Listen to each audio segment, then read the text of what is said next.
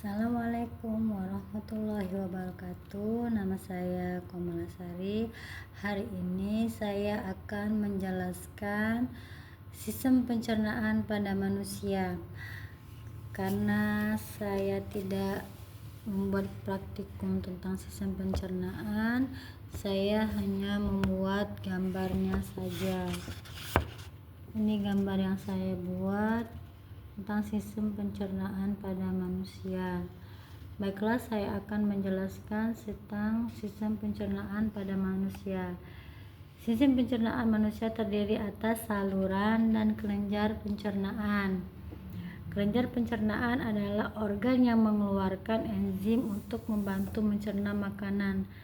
Saluran pencernaan meliputi mulut, kerongkongan, esofagus, lambung, usus halus, usus besar, dan anus. Kelenjar pencernaan diantaranya terdapat di mulut, lambung, usus halus, pankreas, dan hati. Di sini ada mulut. Saya akan menjelaskan tentang mulut dulu. Mulut di dalam rongga mulut terdapat gigi, lidah, dan kelenjar air liur atau saliva. Gigi terbentuk dari tulang gigi yang disebut dentin. Struktur gigi terdiri atas mahkota gigi yang terletak di atas gusi leher yang dikelilingi oleh gusi, dan akar gigi yang tertanam dalam lekukan rahang atau mahkota gigi dilapisi email yang berwarna putih. Kalsium, fluorin, dan fosfat merupakan bagian penyusun email. Untuk perkembangan dan pemeliharaan gigi yang baik, zat-zat tersebut harus ada di dalam makanan dalam jumlah yang cukup.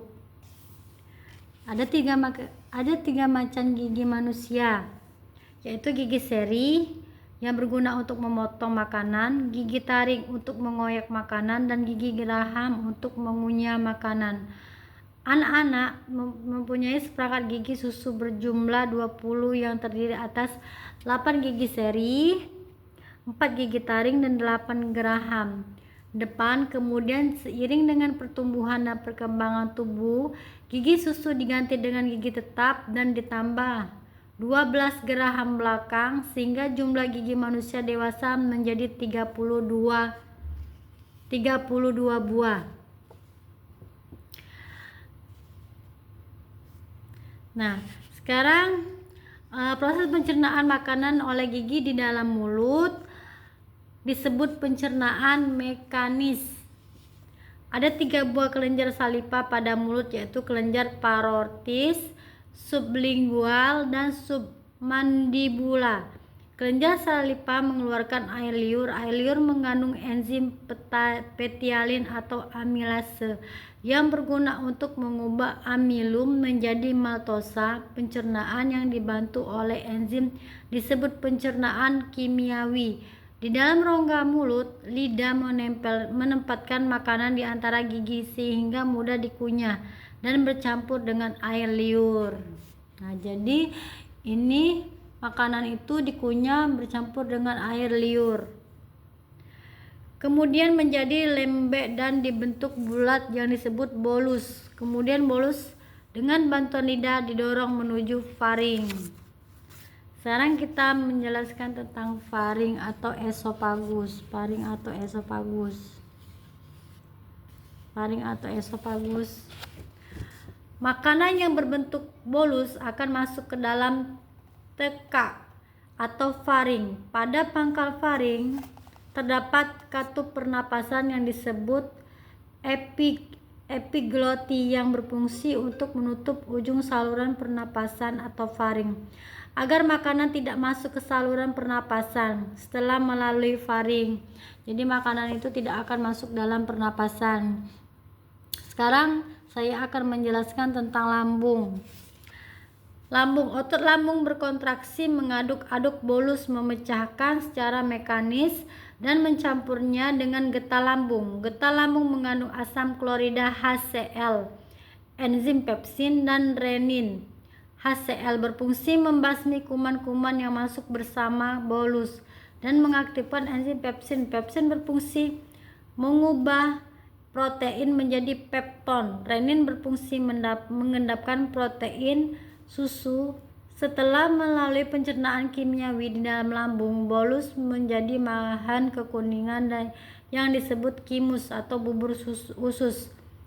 Kimus akan masuk sedikit demi sedikit ke dalam usus halus. Jadi kimus itu akan masuk sedikit demi sedikit ke dalam usus halus. Sekarang saya akan menjelaskan sedikit tentang usus halus.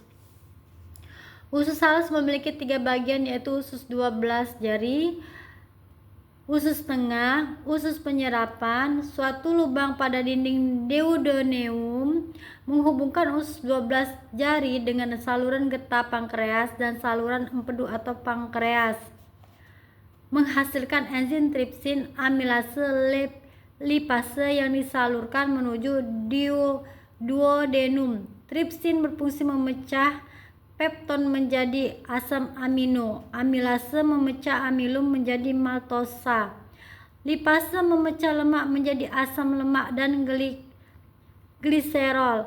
Getah empedu dihasilkan oleh hati dan disalurkan ke duodenum. Getah empedu berfungsi untuk mengemulsikan lemak sehingga lebih mudah untuk dicerna oleh enzim. Jadi getah empedu tadi berfungsi untuk mengemulsikan lemak sehingga lebih mudah untuk dicerna oleh enzim. Nah, demikianlah penjelasan saya tentang sistem pencernaan pada manusia yang sudah saya jelaskan dari penjelasan saya dari mulut, dari faring atau esofagus, dari lambung dan usus halus. Demikianlah sistem pencernaan pada manusia. Wassalamualaikum warahmatullahi wabarakatuh.